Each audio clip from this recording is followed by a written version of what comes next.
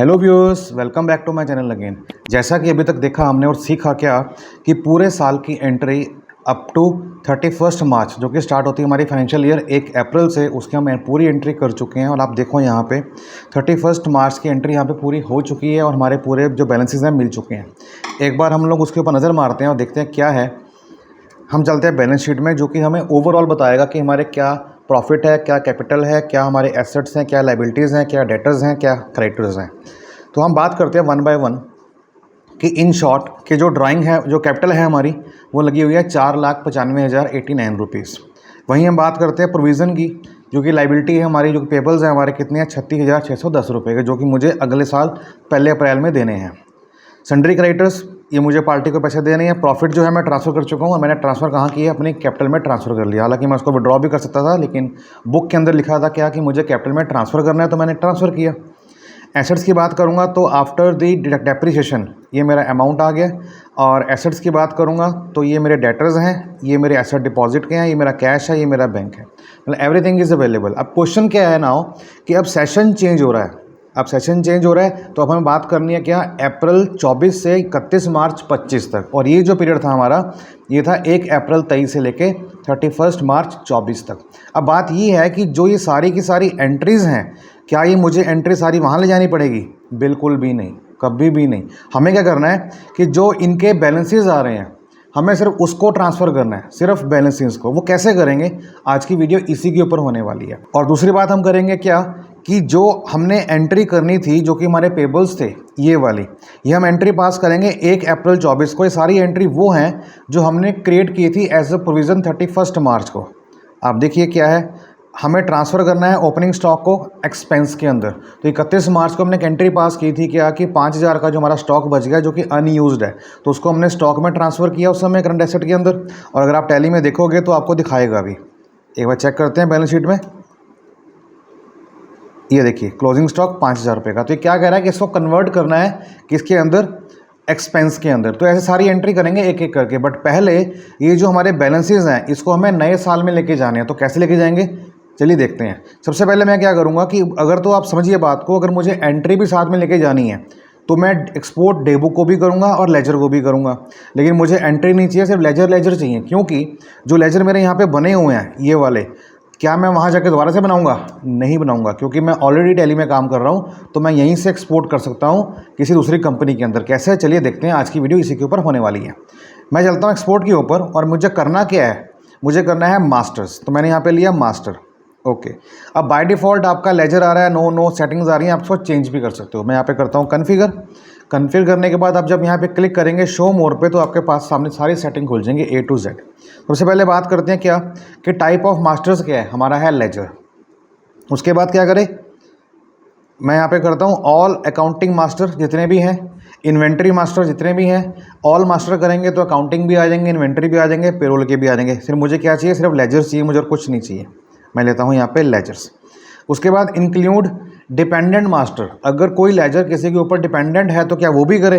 अब हमें नहीं पता हमने किया कि नहीं किया, तो मैं यहाँ पे यस कर देता हूँ। सेफर साइड की अगर किया होगा तो कोई बात नहीं, वो भी साथ में आ जाएगा।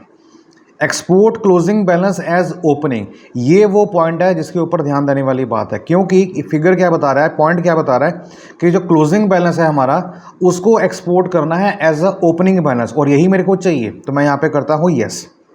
उसके बाद एक्सपोर्ट जो क्लोजिंग बैलेंस है वो किस डेट तक का चाहिए, मेरे को चाहिए टिल 31 मार्च 2024 तक का, ताकि जब मैं 1 अप्रैल में जाऊं ये जो सारे बैलेंसेस हैं वहाँ पे जाके ओपनिंग बन जाए। तो मैं यहाँ पे डेट लूँगा 31 मार्च, इस पर आपको ध्यान देना है। ये डेट ली मैंने। उसके बाद इनकोडिंग लैंग्वेज, ये आपके डिफ़ॉल्ट चलेगी सभी के लिए। फाइल का जो फॉर्मेट है, अब यहाँ पे बहुत सारे होते हैं, जैसे स्काई फॉर्मेट है जो कि एक्सेल में खुलेगा, आपको लेना है यहाँ पे XML जो कि होता है डाटा इंटरचेंज के लिए। तो आपको ध्यान देना है, आपको XML फॉर्मेट ही लेना है। XML means extended markup language. इसके बाद हम बात करते हैं एक्सपोर्ट टू। एक्सपोर्ट कहाँ करना है, हमें एक्सपोर्ट करना है लोकल ड्राइव के अंदर जहाँ पे टैली इंस्टॉल्ड है, C program file and Tally prime. इसका अंदर नाम बनेगा क्या, master.xml के नाम से फाइल सेव हो जाएगी आपकी। उसके बाद ओपन फोल्डर आफ्टर एक्सपोर्ट, अगर मैं यहाँ पे नो कर दूंगा तो फोल्डर ओपन नहीं करेगा, मैं यस करता हूँ तो फोल्डर भी ओपन कर देगा, मैं यस करता हूँ। लैंग्वेज कैसी आएगी, इंग्लिश आएगी, और मैं करता हूँ कंट्रोल ए। जैसे ही कंट्रोल ए किया सारी सेटिंग सेव होगी मेरी, और यहाँ पे कर दूंगा मैं ई या फिर एक्सपोर्ट। जैसे एक्सपोर्ट किया तो देखिए हमारा डायरेक्टरी खुल गई, और यहाँ पे वो फाइल बन गई होगी किस नाम से, मास्टर के नाम से। देखिए 19/4 को अभी अभी बनी है, आज 19/4 है, 7:47 पे, 7:47 पे। तो ये मेरी वीडियो के साथ साथ आपकी फ़ाइल बन रही है। तो ये मास्टर फाइल बन गई है। अब मुझे करना क्या है, इस कंपनी को मुझे करना है बंद। तो मैं इसको बंद करूँ या ना करूँ कोई दिक्कत नहीं है, मैं इसके साथ साथ एक कंपनी और भी ओपन कर सकता हूँ। कैसे, मैं पहले करता हूँ F3 में जाके करता हूँ यहाँ पे क्रिएट, और यहाँ पे लेता हूँ universal business solution which means UBS short में, और नाम देता हूँ इसका क्या, 2024 - 2025 विच मीन्स कि 24-25 की कंपनी है ये। एंटर किया, जो भी एड्रेस डालना है डाल सकते हो आप, कोई प्रॉब्लम नहीं है, क्योंकि वो तो डालना पड़ेगा ही आपको। फिलहाल मैं शॉर्ट में कर रहा हूँ इसको, स्टेटली हरियाणा। और फाइनेंशियल ईयर आपको देखना क्या है, ये आपका स्टार्ट होगा 1 अप्रैल से, और जो मेरी बुक स्टार्टिंग हो रही है वो भी मेरी हो रही है 1 अप्रैल से। कंट्रोल ए करता हूँ और बाहर, तो मेरी इस नाम से कंपनी बन जाएगी UBS के नाम से 2024-2025। ये मेरी कंपनी बन गई, मैसेज यहाँ पे आ गया। अब मैं यहाँ पे क्या करूँगा, एस्केप करके पीछे आता हूँ। अब इस कंपनी में देखो कोई वाउचर नहीं है, और चेक करता हूँ बैलेंस शीट, कुछ भी नहीं है, सब के सब खाली है A to Z। अब मुझे करना क्या है, वो सारे के सारे जो मास्टर्स हैं उनका जो बैलेंस है यहाँ लेके आना है। तो वो लेजर पहले मुझे बनाने ही पड़ेंगे, लेकिन नहीं, क्योंकि मैंने वहाँ पे एक्सपोर्ट किया था एज ए मास्टर, तो मैं यहाँ पे इंपोर्ट करूँगा, तो पूरे के पूरे मास्टर आ जाएंगे जो समय वहाँ पे यूज़ हो रखे होंगे। तो मुझे करना क्या है, ये कंपनी मेरी ओपन है, मैं यहाँ पे करता हूँ इंपोर्ट। इसकी शॉर्टकट की क्या है, ऑल्ट। जिसके नीचे सिंगल लाइन आ रही है वो चलेगी ऑल्ट के साथ, मैंने यहाँ पे लिया ऑल्ट O। यहाँ पे करता हूँ मास्टर, और फॉर्मेट क्या था, XML था। फाइल का नाम क्या है, देखिए सारी फाइल आ जाएंगी जो वहाँ पे पड़ी थी। मुझे XML चाहिए, मास्टर वाली फाइल, ये लिया। अब यहाँ पे समझिए बिहेवियर क्या है, behaviour import if master already exist. अगर लेजर पहले से ही बने होंगे तो वो क्या करेगा, जैसे मान लो कैश, मैंने बताया था आपको, कैश और प्रॉफिट लॉस अकाउंट ये पहले से बना होता है, और जो पुरानी कंपनी से लेके आ रहा हूँ उसका भी कोई कैश बैलेंस था, तो इसका भी कैश मान लो अगर है, तो क्या करें, तो ट्रीटमेंट यहाँ पे तब आएगा जब पहले से बना होगा।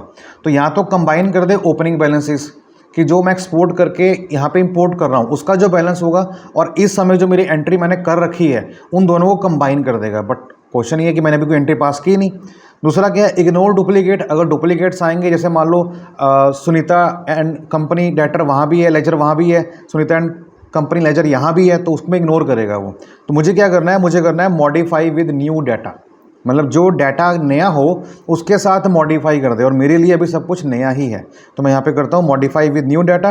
बैकअप चाहिए, अगर आपको चाहिए तो आप यस कर सकते हैं। कहाँ पे चाहिए बैकअप, आप स्पेसिफाई पाथ करके इसको पाथ में दे सकते हो। पर मुझे नहीं करना बैकअप, मैं स्केप करके जाता हूँ बैक करके, और यहाँ पे करता हूँ नो, सॉरी स्केप कर दिया मैंने, इसको दोबारा कर लेते हैं एक बार।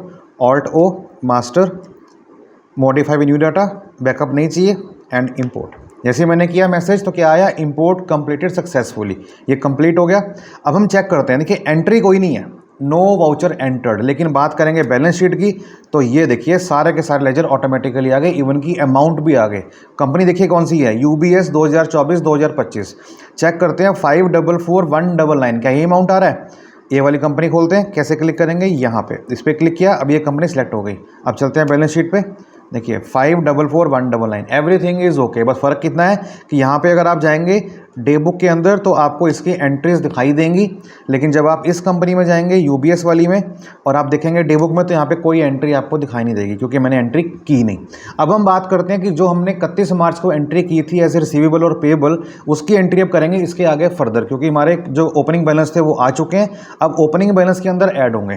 तो देखते हैं, अब मैं पहले वाली कंपनी करता हूँ बंद, ताकि कन्फ्यूजन क्रिएट ना हो।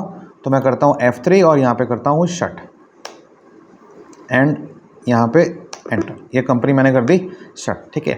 अब चलते हैं एंट्री के ऊपर। अब एंट्री क्या कहती है कि जो आपका ट्रांसफ़र करना है आपने ओपनिंग बैलेंस स्टेशनरी का, किसके अंदर, एक्सपेंस के अंदर। तो आप देखो बैलेंस शीट के अंदर यहाँ पे आपका स्टेशनरी का स्टॉक बता रहा है 5000 रुपये का, इसको आप कन्वर्ट कर दो एक्सपेंस के अंदर, ठीक है। तो कर देंगे सिंपल, कोई प्रॉब्लम ही नहीं है। तो मुझे करना क्या होगा, मुझे करना होगा जर्नल एंट्री, क्योंकि मैं एडजस्टमेंट कर रहा हूँ, पेमेंट नहीं कर रहा। तो यहाँ पे क्या आएगा, एक्सपेंस हमारे डेबिट होते हैं, तो मैं यहाँ पे लूँगा स्टेशनरी,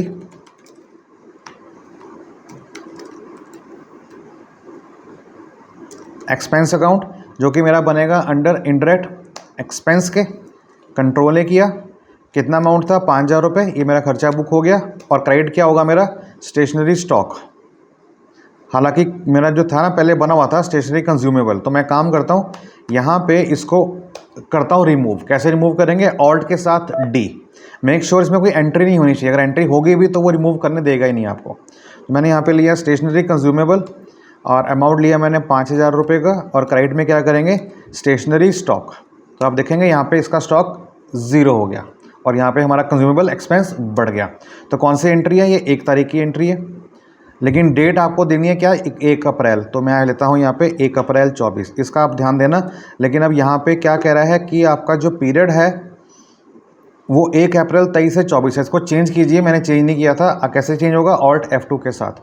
मैं यहाँ पे करता हूँ 24 और 31/3/25। अब ये पीरियड आपका चेंज हो गया। इसका मतलब क्या है कि जो मेरी अब एंट्रीज होंगी वो इस डेट के बीच में होंगी। तो मैं दोबारा जाता हूँ वाउचर के अंदर, डेट लेता हूँ 1/4/25। कंपनी को एक बार अल्टर करना पड़ेगा, 24/25 ठीक है, 24/25 वाउचर, डेट लिया 1/4/24। और यहाँ पे लेता हूँ स्टेशनरी कंज्यूमेबल, कितना 5,000 रुपये का। और क्रेडिट कर देंगे इसको स्टेशनरी स्टॉक को। तो 5,000 रुपये हमारे जैसे क्रेडिट हुए तो ये हमारे 0 हो गए। एंट्री नंबर क्या था 1 एंड सेव। ये मेरी पहली अप्रैल की एंट्री हो गई।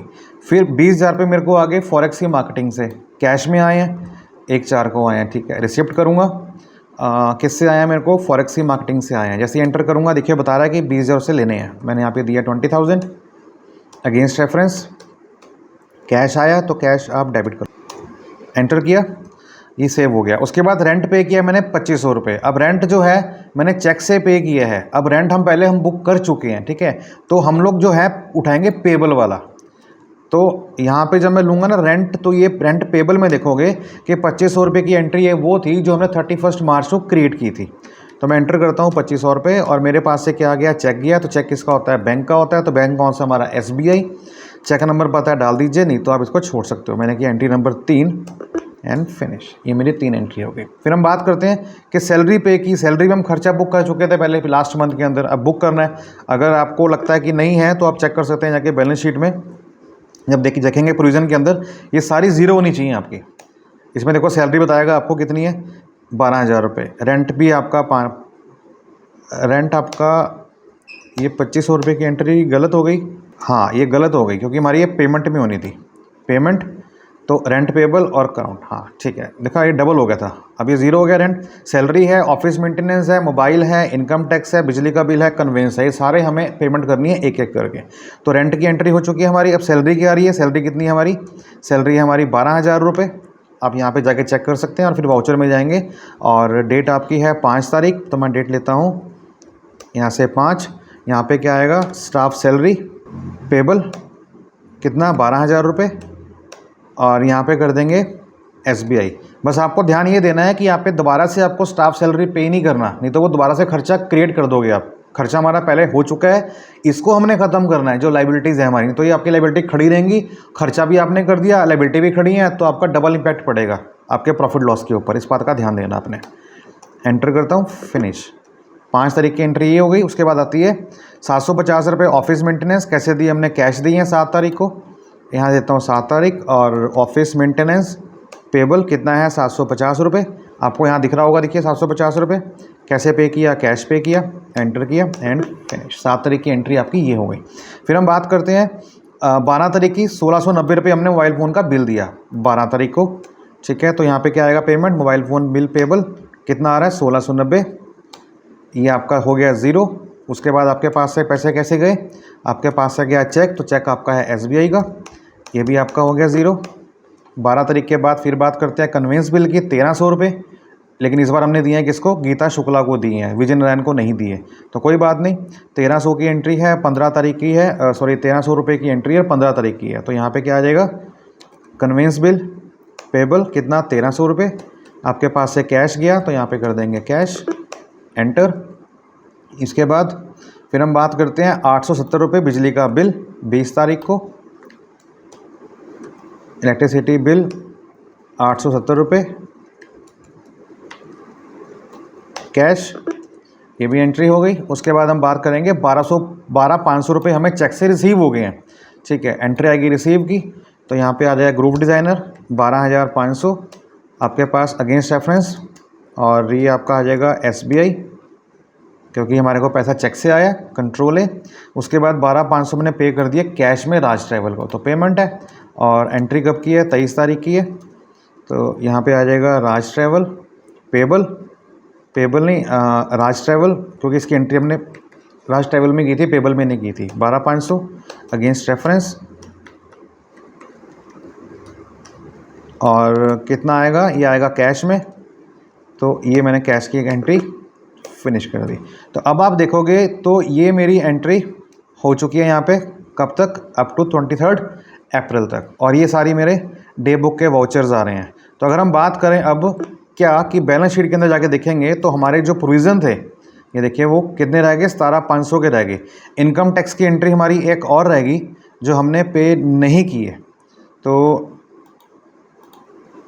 इनकम टैक्स की एंट्री 17,500 की वो भी हमने पे करनी थी, बट वो यहाँ पे नहीं आई, वो अभी भी स्टिल पेंडिंग है। तो क्या बता वो नेक्स्ट मंथ की एंट्री में आए, तो ये एंट्री अभी नहीं आई, तो इसलिए नहीं हुई। तो बाकी सारे हमारे ख़त्म हो गए, और क्रेडिटर्स की बात करेंगे तो वो भी ख़त्म हो गए, और डेटर्स की बात करेंगे तो हमारे डेटर भी सारे ख़त्म हो गए।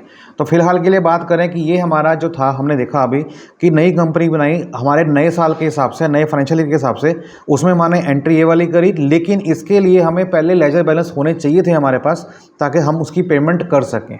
तो आज की वीडियो के अंदर हमने क्या सीखा कि how to export closing balance of the ledger balance in another company, जो कि हमारी नई कंपनी है नए फाइनेंशियल ईयर के हिसाब से। और साथ में हमने जो पेबल्स थे हमारे और रिसीवेबल्स थे हमारे, उसको हमने ख़त्म किया कि पैसा दे के और या फिर पैसा लेके। तो आज की वीडियो का कंटेंट ये था, और उम्मीद करता हूँ आपको समझ में आ गया होगा। अब इस वीडियो के बाद आपको मैं बताने वाला हूँ एक्सपोर्ट और इंपोर्ट, क्योंकि आज एक्सपोर्ट हमने लेजर को किया है, लेकिन अगर आपको एज अ बैकअप अगर आपको कंपनी में एंट्रीज लेके जानी है साथ में, तो कैसे लेके जाएंगे? तो नेक्स्ट वीडियो मेरी होगी, वो होगी लेजर्स की और आपकी एंट्रीज़ की एक न्यू कंपनी के अंदर। सो ऐसे यूजफुल कंटेंट के लिए चैनल पर अगर आप नए हैं ना, सब्सक्राइब करना बिल्कुल ना भूलिएगा, और मेक श्योर कि बेल आइकन पर जरूर प्रेस कीजिएगा, ताकि जब भी कोई ऐसी कंटेंट आए, वीडियो आए, उसकी जानकारी आप तक पहुंच सके। क्योंकि कारण क्या है कि ये जो कोर्स है ना, ये कोर्स प्रीमियम कोर्स है। इसके अंदर मैं आपको एक से एक चीज़, अकाउंट, इन्वेंट्री, टैक्सेशन, इवन की पेरोल तक का भी मैं कवर करने वाला हूं।